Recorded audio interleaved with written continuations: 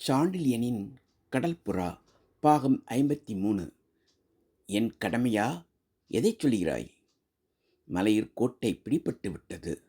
அதை அறிவிக்கத் தங்கள் காதலி வந்தார். ஆகவே அடுத்து நடக்க வேண்டியதை கவனிக்கலாம் அல்லவா? மஞ்சளழகி, நீ பரிதாபத்துக்குரியவள்.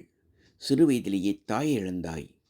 தந்தை இருந்தும் தந்தை என்று அழைக்கும் தகுதி இழந்தாய். என்னையும் இழந்தாய்.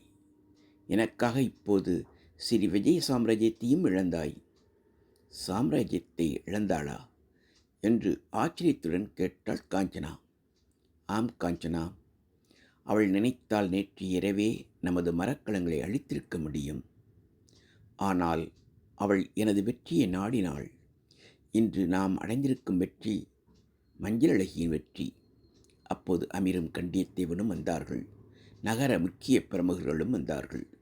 அனைவரது முன்னிலையிலும் மலையூர் கோட்டையின் சோழ சாம்ராஜ்யத்தின் புலிக்கொடியை ஏற்றினார்கள்.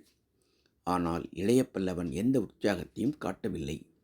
வெற்றி விழா சிறப்பாக நடைபெற்றது. கோட்டை காவலர்களை நியமித்தான். 3வது நாள் அமீரையும் கண்டியத்தேவனையும் அழைத்தான். மரக்கலங்களை தயாராக இருக்கும்படி சொன்னான்.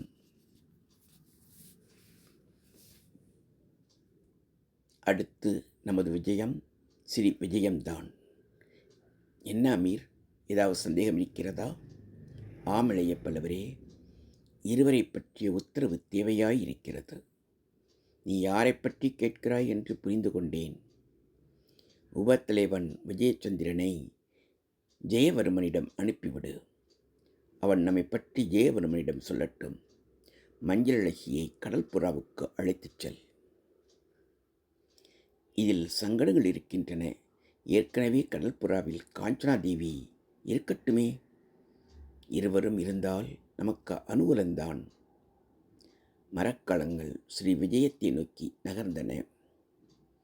இளைய பல்லவன் தனியே ஏதோ சிந்தனையில் இருந்தான். அவசரமாக அமீரை அழைத்து வரும்படி உத்தரவிட்டான். அமீர் வந்ததும் அமீரிடம் இளைய பல்லவன் கேட்டான். அமீர், காஞ்சனாவும் மஞ்சளழகியும் எங்கு இருக்கிறார்கள்?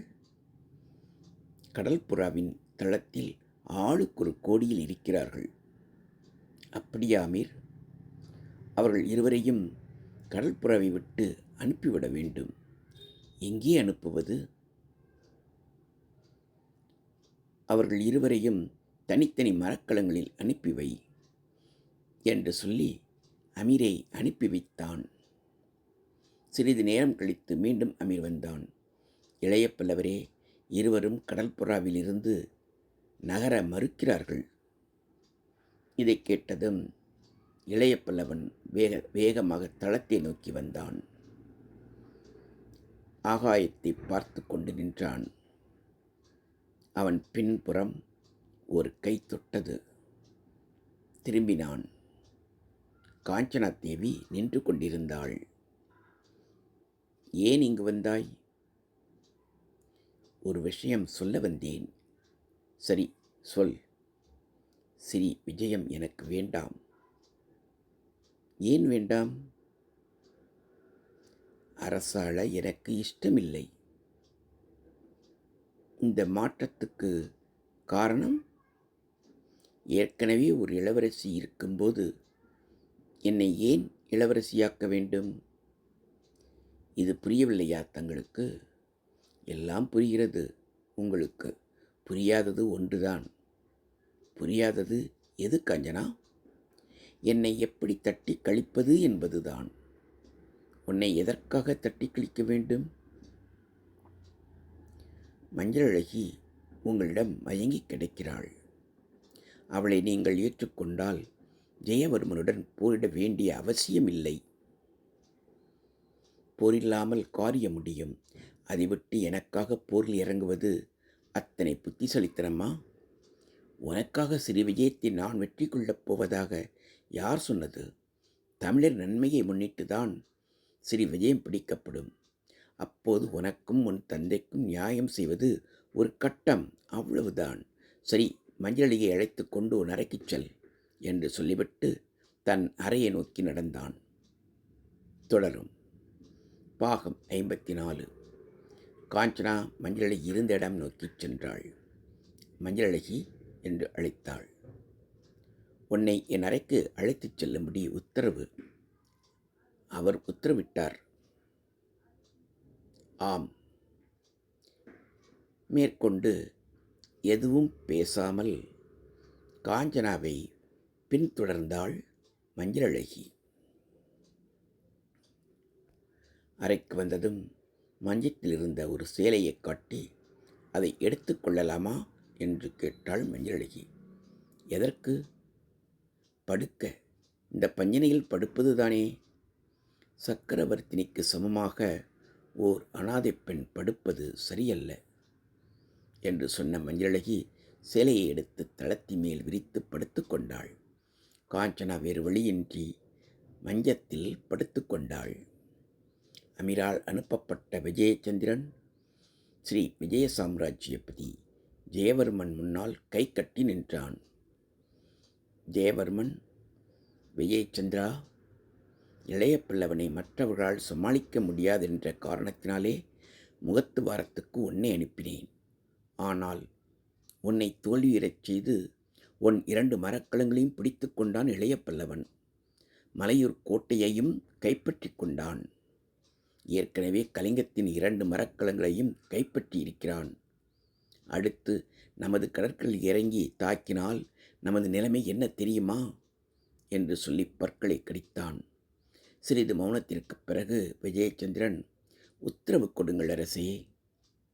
உத்தரவு கொடுத்தால் இளைய பல்லவனை இம்முறை முறியடித்து விடுவேன்.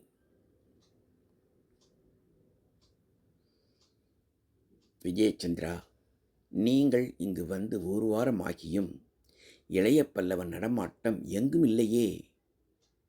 இந்த வார்த்தைகளால் மனம் வந்த விஜயச்சந்திரன் இளைய பல்லவனை தேட ஆரம்பித்தான். 1 மாதம் ஆகியும் ஒரு செய்தி கூட கிடைக்கவில்லை. அதே சமயம் அனப்பாயனிடமிருந்து 2 சமாதான தூது வந்து போனார்கள். ஆனால் ஜெயவர்மன் கண்டுகொள்ளவில்லை. கடைசியாக ஒரு தூது அனப்பாயனிடமிருந்து வந்தது. இன்னும் 15 நாட்களுக்குள் பதில் இல்லையே சோழர்கள் படை ஸ்ரீ விஜயத்தில் நுழையும். இளவரசர் அனப்பாயனை எதிர்க்க தயாரானான் ஜெயவர்மன். படையை பலப்படுத்த திட்டமிட்டான். 15 நாட்கள் கழிந்தன. சோழர் படை எதுவும் வரவில்லை. ஆனால் மாறாக ஸ்ரீ விஜயத்தில் மரக்கலங்கள் தீப்பிடித்து எரிந்தன. இத்தகைய கடுமையான நிலைமையை கடற்படைத் தலைவன் விஜயச்சந்திரன் சமாளித்தான். ஆனால் தீ அடுத்தடுத்து நின்ற வணிக கப்பல்களையும் பற்றி கொண்டது. எங்கும் கூச்சல், மாலுமிகள் சிதறி ஓடினர். அங்கு வந்தது வணிக கப்பல்கள் அல்ல, போர்க்கப்பல்களே என்பதை உணர்ந்தான்.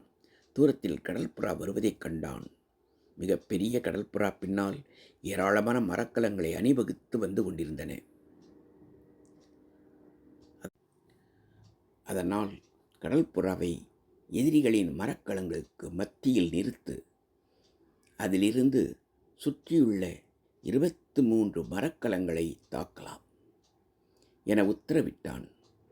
அமீரும் மிக பெரிய கடற்புறாவை மிக வேகமாக உள்ளே செலுத்தினான்.